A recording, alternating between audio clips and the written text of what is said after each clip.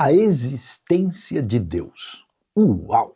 Quando a gente fala uma coisa como essa, logo alguém vai dizer, não, olha, isso aí é uma questão de religião, cada pessoa pensa como bem entender, porque no nosso ambiente, na nossa sociedade, a religião é entendida como uma coisa assim da vida privada, particular, e que a gente, vamos assim dizer, nem conversa sobre o assunto. E de fato muita gente nem consegue conversar mesmo. Mas curiosamente, olha que coisa interessante, essa discussão que tem a ver com o que a gente chama da prova ou do argumento ou da comprovação da existência de Deus, atenção, está mais na filosofia do que na própria Bíblia. É curioso, não sei se você já teve oportunidade de ler a Bíblia com atenção. A Bíblia em nenhum momento tenta construir qualquer tipo de argumentação para tentar provar a existência de Deus. Não há um texto sequer que diz, olha pessoal, é o seguinte,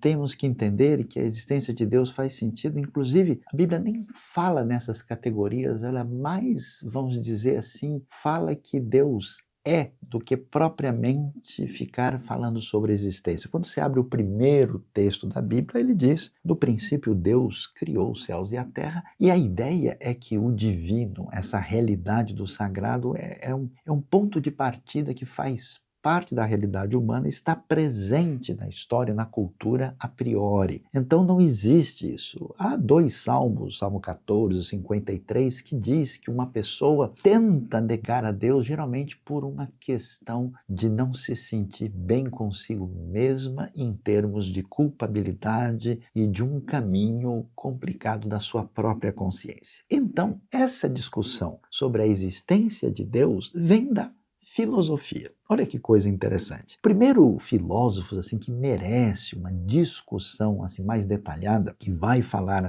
a esse respeito, é Aristóteles. É claro que Aristóteles, como um filósofo grego que não teve contato com a revelação cristã, ele vai sugerir assim que a realidade do mundo que a gente vive, na nossa experiência, podemos dizer chamada experiência sensível, é uma realidade que se percebe pela imperfeição que deve ser modificada através dessa realidade constante do movimento. Aristóteles dizia, todas as coisas estão em movimento e como elas estão em mutação, quer dizer que elas contêm imperfeição. Mas a pergunta que se levanta é, o que é que causa esse movimento? Então, ele vai chegar à conclusão que tem que haver o que ele chama de um motor que move a tudo.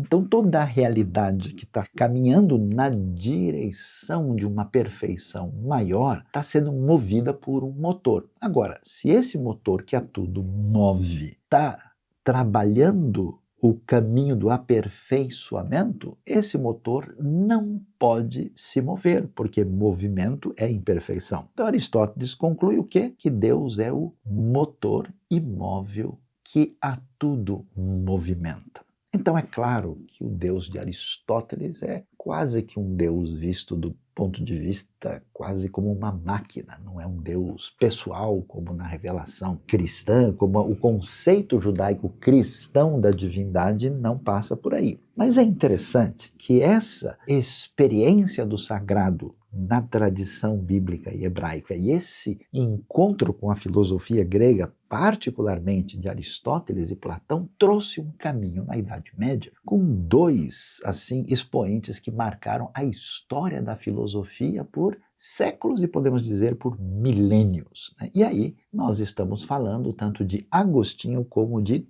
Tomás de Aquino. E é exatamente Tomás de Aquino, ali no século XIII, no ambiente que a gente tem aí da famosa escolástica e para o final da Idade Média, antes do nascimento do movimento moderno da filosofia, que vai estabelecer os chamados argumentos em favor da existência de Deus. E que argumentos são esses? Um argumento fundamental de Tomás de Aquino tem a ver com o que é chamado de causa e efeito. O argumento ele é bastante simples, que nós não conhecemos na experiência nada que possa ser claramente percebido como efeito que não tenha tido uma causa anterior. Qualquer realidade da nossa experiência contempla um objeto ou qualquer situação que vamos necessariamente constatar que isso é causado por uma realidade anterior. Então, a pergunta levantada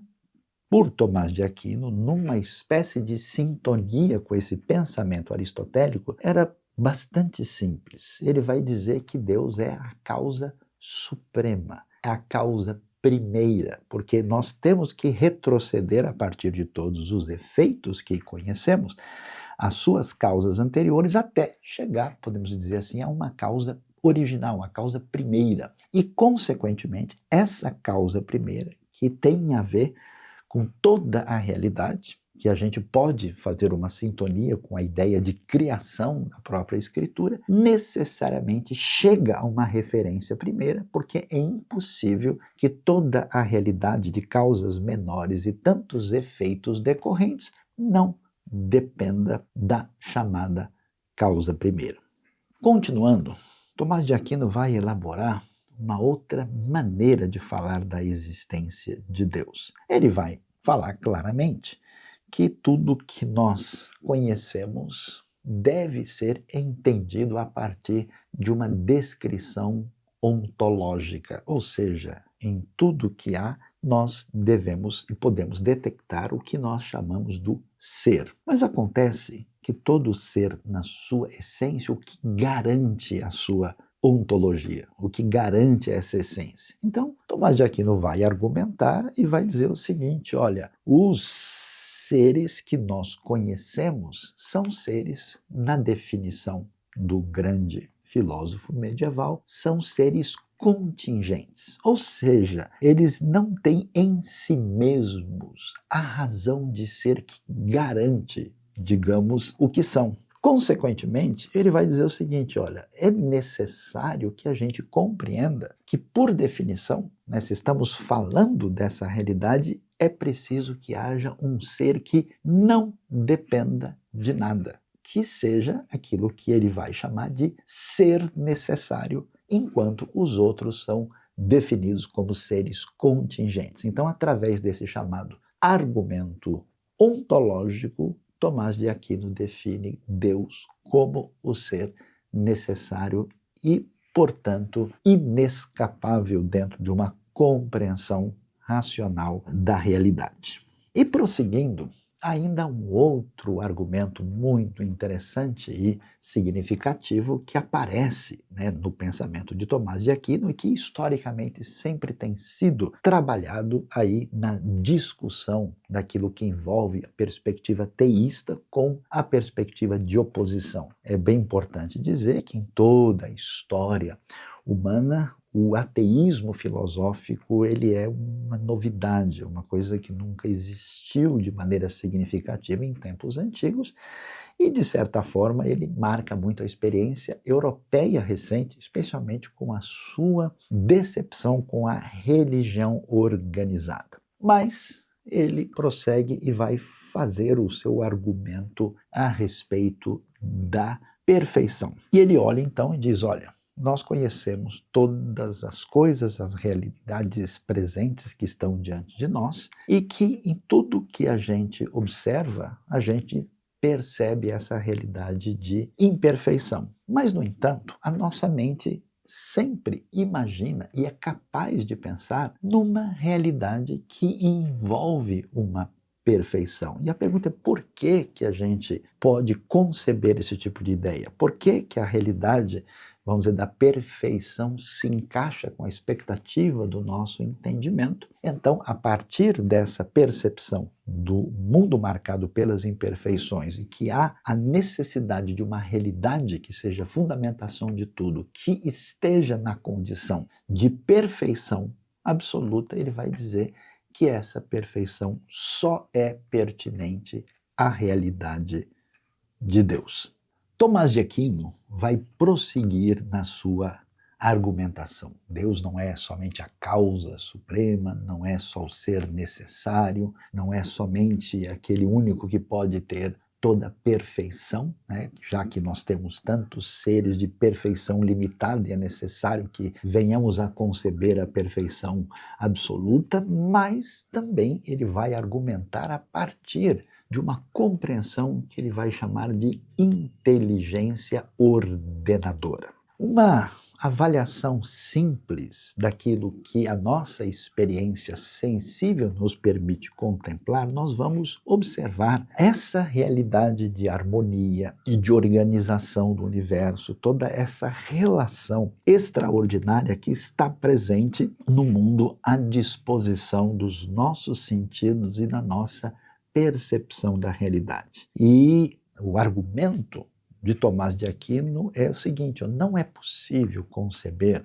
um mundo tão organizado, tão harmônico, com tantos elementos extraordinariamente, podemos assim dizer, em cada coisa no seu lugar, sem que por trás disso haja algum tipo de inteligência ordenadora. Porque nós sabemos muito bem, quando você chega em qualquer lugar e você vê qualquer sinal de alguma coisa estabelecida ali, você entra na floresta, encontra uma cabana e essa cabana está organizada, dividida, limpa, mobiliada, ninguém vai imaginar que isso surge ali de maneira espontânea e absolutamente sem qualquer tipo de organização. Então, por trás daquilo, você imagina, há uma inteligência ordenadora. O olhar para o universo sem perceber essa realidade é bastante longe da contemplação da realidade. Então ele vai discutir e falar sobre a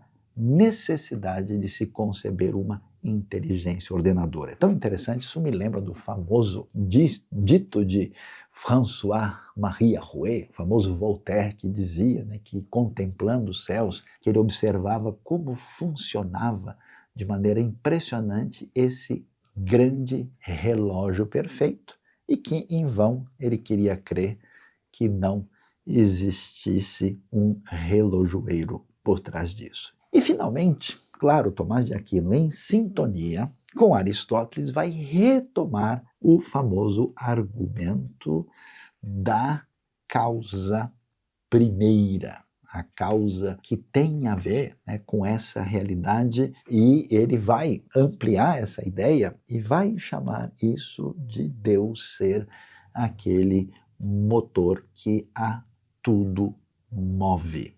Deus, portanto, é a realidade última por trás de toda essa situação. Deus, portanto, é a realidade por trás de toda essa situação desse mundo em movimento e em transformação e, portanto, também, assim como foi pelo grande filósofo grego, chamado de primeiro motor móvel. E assim nós temos o que nós chamamos dos grandes argumentos clássicos em favor da existência de Deus. É claro que esses argumentos têm os seus limites, eles estão falando em Deus principalmente do ponto de vista filosófico. Quando a gente entra na revelação bíblica, nós temos elementos mais profundos que falam da realidade existencial, do significado da vida, de outras realidades que inclusive transcendem a experiência sensível e que ampliam a discussão para o caminho da teologia.